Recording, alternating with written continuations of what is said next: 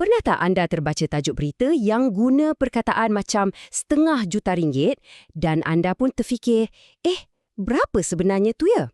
Kalau pernah, anda dah berada di tempat yang betul.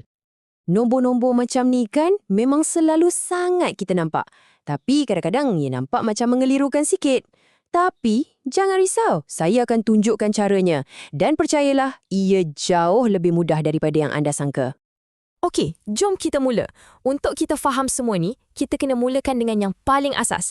Dan asas untuk semua pengiraan ni adalah satu nombor yang kita semua memang dah kenal.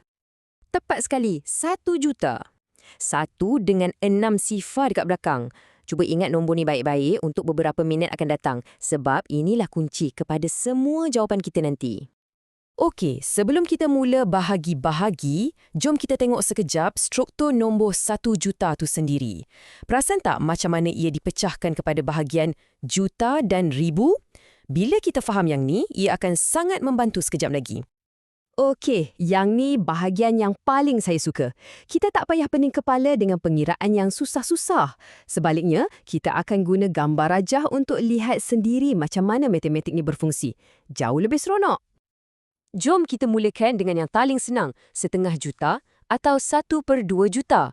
Macam yang anda boleh nampak dalam bulatan tu, kita cuma perlu bahagikan 1 juta tu kepada 2 bahagian. Jadi, 1 juta bahagi 2, kita pun dapatlah 500,000. Kan senang? Macam mana pula dengan suku juta atau 1/4 juta? Konsep dia sama je. Kita ambil 1 juta, kita bahagikan dengan 4 dan jawapannya ialah 250,000. Anda dah mula nampak corak dia kan? Okey, satu lagi contoh ya, biar kita betul-betul faham. 1/10 juta. Kita cuma perlu bahagikan 1 juta dengan 10 dan kita akan dapat 100,000. Prinsip dia tetap sama, tak kisahlah apa pun nombor pecahan tu. Jadi inilah dia kaedah utamanya. Kunci dia mudah je. Tengok nombor yang kat bawah dalam pecahan tu. Nombor itulah yang kita panggil penyebut. Anda cuma perlu ambil 1 juta dan bahagikan dengan nombor tu. Itulah rahsia dia sebenarnya.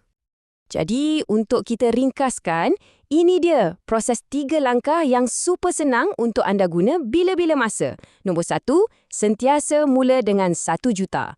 Nombor 2, tengok nombor bawah dalam pecahan. Dan nombor 3, bahagikan. Siap, semudah itu je.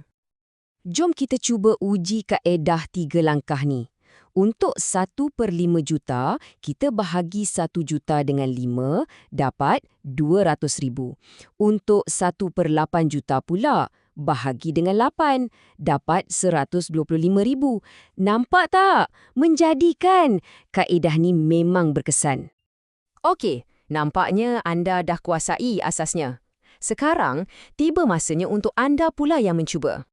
Sumber asal yang kita rujuk ni ada tinggalkan satu cabaran tau. Dia tulis, cuba selesaikan ada soalan macam 3/4 juta, 3/5 juta.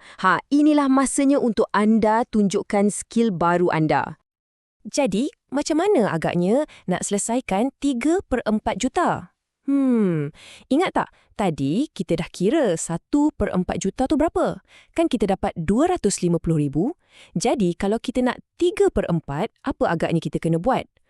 Kita darabkan je jawapan tu dengan 3. Saya tinggalkan pengiraan terakhir tu untuk anda selesaikan sendiri. Selamat mencuba dan kita jumpa lagi dalam kupasan yang seterusnya.